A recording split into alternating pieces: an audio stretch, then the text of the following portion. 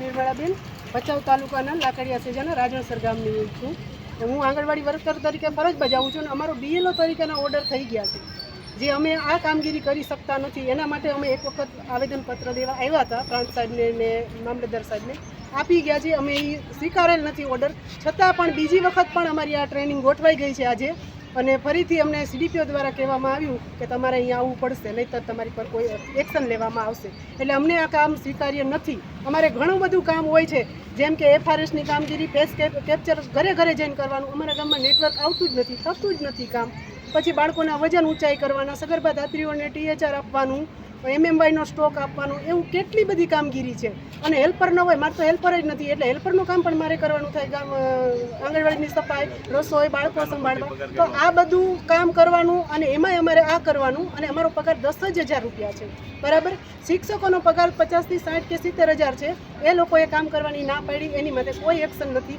અમને ફરી શિક્ષકનો પગાર છે એનાથી અડધો જ પગાર અમને આપી દે, કાયમી કર્મચારી ગણી લે, તો અમે આ બધું કામ કરવા તૈયાર છીએ. અમને કોઈ ઓબ્જેક્શન નથી. પણ અમારો પગાર ફક્ત 10,000 અને માનદ વેતન કર્મચારી છીએ. માનદ વેતનને તમે બીજું કાંઈ ન કરી શકો. અમને સરકારી કર્મચારી નથી ગણવા, તો તમે સરકારી કામ શું લેવા આપો છો? અમને શું જોઈને અમારી માથે થોપી દેવામાં આવે છે?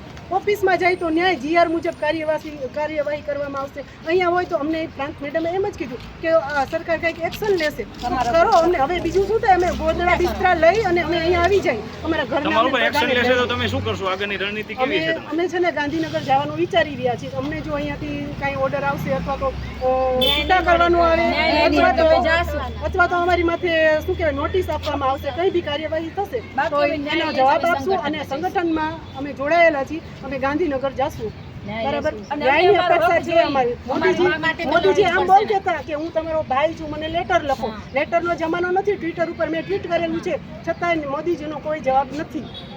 મોટા મોટા કૌભાંડ થાય છે તો બધું ચલાવી લે. આંગણવાડીનું ક્યાંક પણ ટૂચકું નીકળે એટલે તરત આખું આમ ચકડોળે ચડાવી દે આંગણવાડી આમ ને તેમ. જો એટલા અમે ખરાબ છીએ તો અમારી પાસે કામ શું લેવા સારા કરાવો છો? અમારે કટકી કરવાનો વારો ક્યારે આવે? તમે કાંઈ પૂરતું આપતા નથી ને ત્યારે આવે.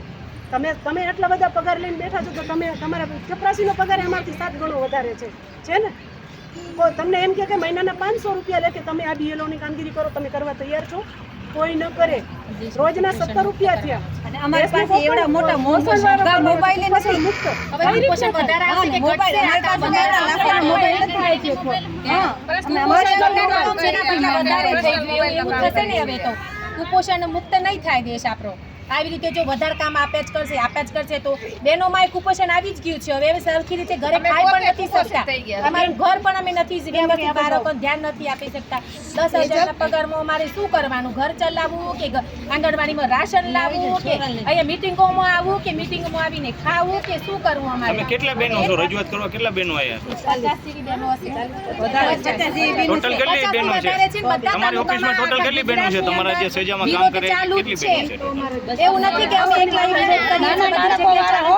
પણ BLOનો ઓર્ડર કાઢ્યો તો બાળકને સંભાળે કે BLOમાં કામ તમે 200 બહેનોમાંથી આટલી બહેનો જ કેમ? બાકીની બહેનો ક્યાં? અમારા જ નામ આવ્યા છે BLO તરીકે, અમારા જ નામ આવ્યા છે એટલા માટે. એ બહેનો તમારા સાથે નથી? એમને ના આવે કેમ કે ઓર્ડર થી અમને મીટિંગ રાખી હતી, બોલાયા હતી. એમની નોકરી ત્યાં આંગણવાડીમાં બોલતી હોય એટલે અમને બોલાવ્યા હતા. જવાની છે બેન? કાંઈ ન જઈ શકે. પછી કુંવારી છોકરીઓ હોય, આખા ગામના ભાઈઓને ફોન આવે તો ઘરમાં પ્રશ્ન થાય. અને અમારા ડબ્બા જેવા પોતાના જ પણ ડબ્બા જેવા છે. સરકારમાંથી ફોન અમને આપ્યા નથી અને એટલા લાભાર્થીઓનામાં KYC માટે ફોન આવે છે. રાતે ક્યાં તો રાત્રે OTP 10 વાગે અમારે પોષણ ટેકર બંધ થઈ જાય, 9:30 વાગે અમે ઘરનું ખાવાનું બને કે OTP લે તોય અમે ઉપરના POSના ડરથી કામ કરીએ છીએ. અને અમારા ફોનમાં લાભાર્થીનો ફોન આવશે પણ ચૂંટણી કાર્ડમાં અમને રાખશે તો અમારે એમના ફોન ચલાવવા કે અમારે ઘરનું કામ કરવું કે કેટલા જવાબ દેવા? અને બધી બહેનો કોઈ એટલી સક્ષમ નથી, કેટલું ભણેલી નથી. અને સરકાર જો આવું કામ દેશે તેમના વોટિંગ ઘટી જશે. બધું કામ બહેનો છે એને ઇંગ્લિશ આવડતું જ ના હોય તો BLOનો ફોર્મ કેવી રીતે ભરશે? નહીં એટલે અમારી રિક્વેસ્ટ છે કે સારા વ્યવસ્થિત યુવાનો ઘણા બધા ભણેલા છે, એમને બેરોજગાર એમને રોજગાર કામમાં રોકાયેલા છે.